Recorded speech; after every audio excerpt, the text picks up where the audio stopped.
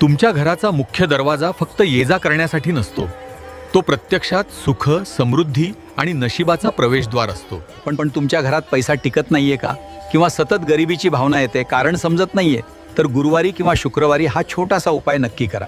एका लाल कपड्यात थोडी पिवळी मोहरी घ्या, त्यात 2 गोमती चक्र आणि 1 तांब्याचं नाणं ठेवा. आता त्याची छोटी पोटली तयार करून घट्ट बांधा. ही पोटली मुख्य दरवाजाच्या चौकटीला बांधा, दिसेल अशी. आतून किंवा बाहेरून बांधा, पण लोकांच्या नजरेत आली पाहिजे.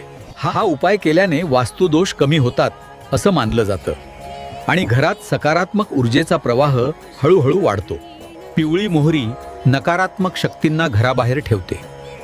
गोमती चक्र माता लक्ष्मीला आकर्षित करते. ज्या उंबरठ्यावर हा उपाय होतो तिथे गरिबी थांबत नाही, अडकलेली कामे मार्गी लागतात आणि मन हलके होते. पण एक गोष्ट लक्षात ठेव, श्रद्धा आणि विश्वास सगळ्यात महत्त्वाचा.